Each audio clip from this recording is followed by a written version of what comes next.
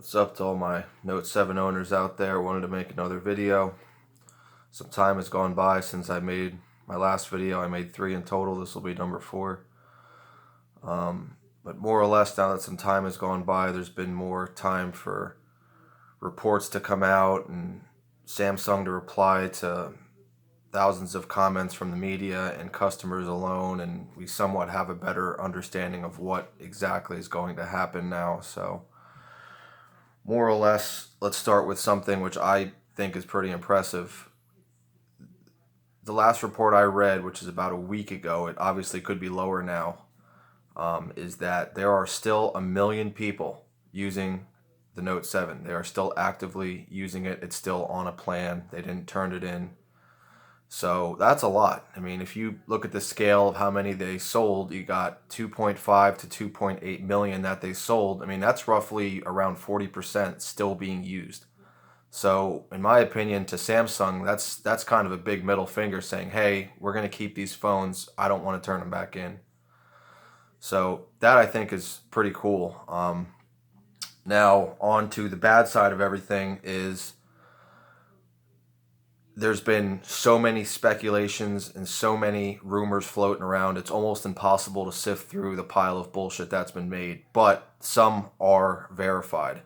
Now, before we get into that, there's been tons of people who've been commenting on my videos and on the Facebook page I belong to, Note 7 Rebels, saying that they are going to shut them down. Samsung's going to do it. Your carrier's going to do it. Could be through the IMEI.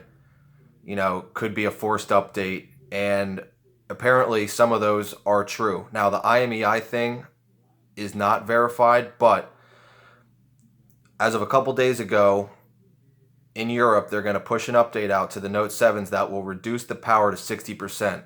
Now, that's a smart move by Samsung because there's a big argument that bricking the phone, turning the phone off completely, cutting service to it, using the IMEI is somewhat of a legal issue.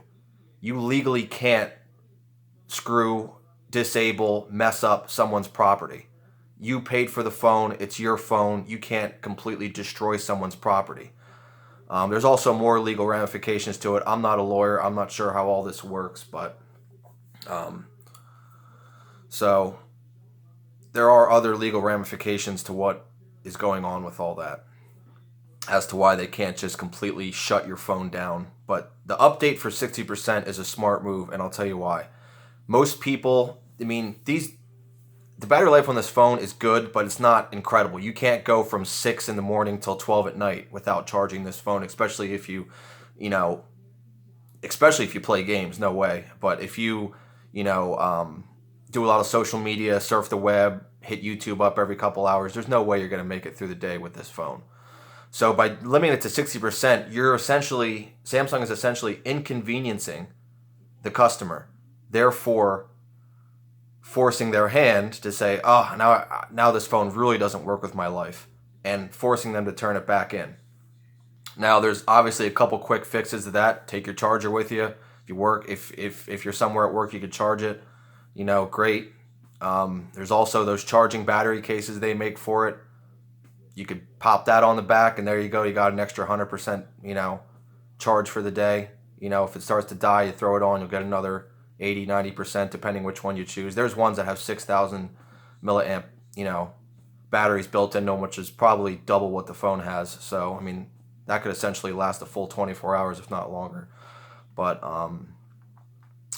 a lot of other companies are supporting Samsung with this. Apparently, Amazon now, as of November 1st, is going to stop selling their products, anything related to the Note 7, cases, all that stuff, accessories, specifically for the Note 7, they're going to stop selling.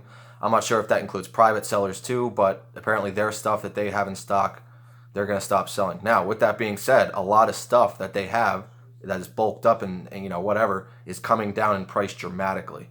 I just bought a Samsung wireless charging case, which is something I wanted. It was like $45 or $50. Now it's $15.99. Hell yeah, I just picked one up. So in case they do force this update, I'll have a way to get around it and get more than an extra 40% of my battery life back if they take it down to 60.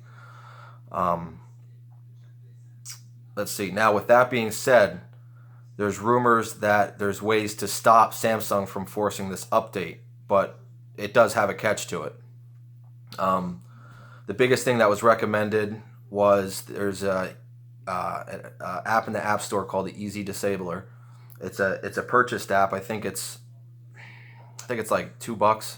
Yeah, I could be wrong. It might be a little more, but it's it's affordable, and apparently you're able to disable all kinds of Android and Samsung related features and apps that will prevent them from being in communication with your phone. You can turn off all the updates. I don't have all of them in front of me to read them all off to you, but there's a list of things you can turn off that will essentially stop their update or their forced update from reaching your phone.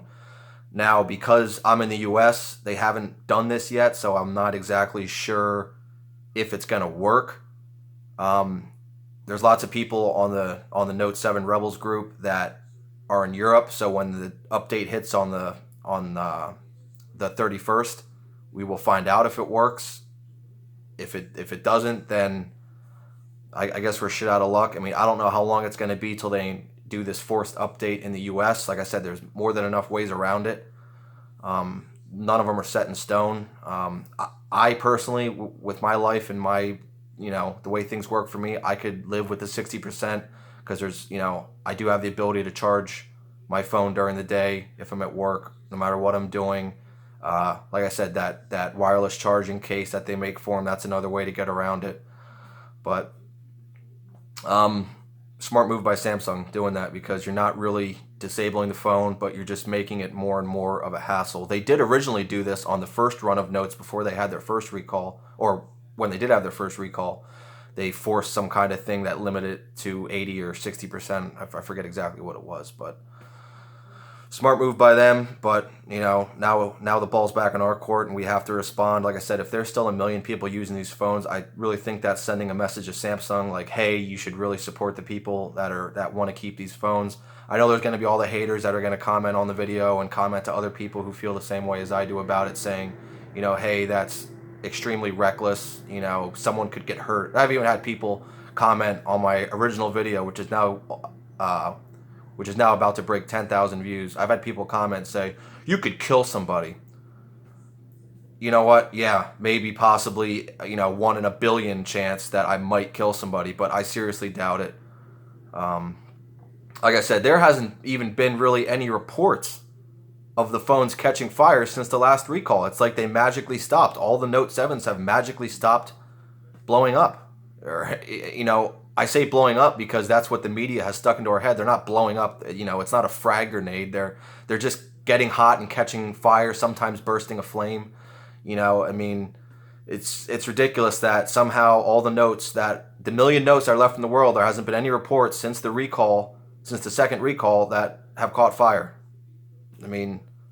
Maybe 1 or 2, but they didn't hit the media that I saw, and I'm pretty on top of it, and our group, Note 7 Rebels, is pretty on top of it. So I haven't seen any reports. I have seen reports of iPhone 7s catching on fire, iPhone 6s catching on fire, and even Galaxy S7s catching on fire, but I have yet to hear a report of a Note since they made the second recall that has caught fire. So mine's working fine. It got really hot one time, but it was like a one-time occurrence. It wasn't dangerously hot. It was just really, really warm, essentially. And I'll be honest, it worried me, but I turned the phone off. I let it cool down. I turned it back on, and it wasn't an issue since. I installed an app that lets you monitor your battery and CPU temp, so I'm rocking that, and still don't see an issue. I have yet to see the battery get higher than 96 degrees. I have yet to see my CPU get higher than 140 degrees, which apparently is a standard operating range, especially if you're running a lot of apps or doing a lot of things, on the web, gaming. That's not really that high of a temperature for those two things. So only other thing left really to update about is they are going to make a Note 8, which I think is great. There's been more than enough reports now on the web and YouTube and actual news reports. They are going to stick with the Note line. They are making a Note 8. I've had a lot of people comment on my first video saying, Are you going to turn in your Note 7 for the Note 8? I don't think I'm ever going to turn in my Note 7. Even if it becomes obsolete, you know, a year down the road when the new one comes out and it starts getting laggy because there's no updates, I'm still going to keep it. You know, it's, to me, it's a collector's item. You know, there's a lot of debate of saying it's not going to be worth anything. It will be worth something. If it's not worth anything, whatever, you know, it's still going to be something cool. I still have a lot of my old cell phones. I don't know what the hell I'm doing with them. I just have them. You know, I have my S3, I have my S5, I have my Note 5. You know, I have all my old phones. I did have an iPhone at one point, which I completely threw out because I fucking hated it. So, um, yeah, you know, people end up keeping these things anyway. So, you know, why not keep it? Hang on to it. Mine's still in perfect condition, not a scratch, not a mark on it. So, I'm gonna keep it no matter what. You know, even if it catches fire, I might even keep it just to say, hey, look, burnt phone, cool. You know, just you know, just a funny little story to tell someone. But I'm not gonna get rid of it, no matter what. So I hope the Note 8 is gonna be cool. There's a lot of rumors about what's gonna be on it and all the features and hardware that's gonna be in it. It's gonna be even better than this phone, which is great. You know, better than this Note 7. So I'm looking forward to that. And I have another upgrade on my account because I have two phones on my account. I have another upgrade I can use, so it's not going to hurt me to upgrade again. So next year when the Note 8 comes out, I'll definitely get the Note 8. But other than that, as far as news is concerned, that's about it.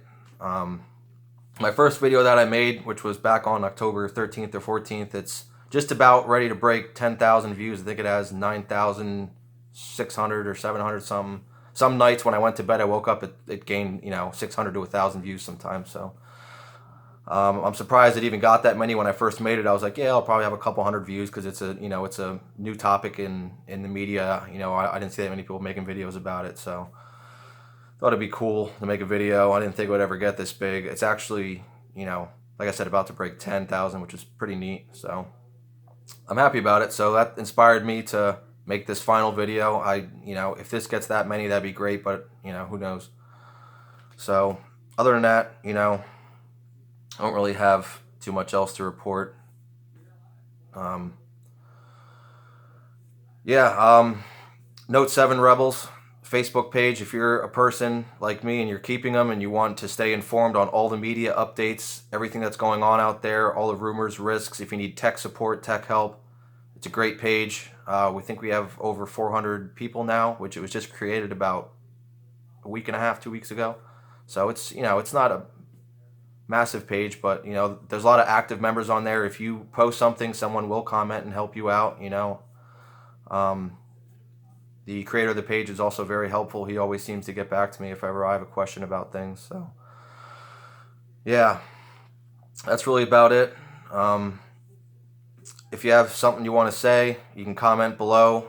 If you're going to say something nasty, I'll just most likely delete it. You know, some people I'll say something back just to be a smart ass because I'm a dick sometimes and I just like to, you know, be a dick. But, you know, if you say something that's completely retarded, I'm going to delete your comment. I honestly am astonished how many people commented on the original video that I made that I said is about to break 10K.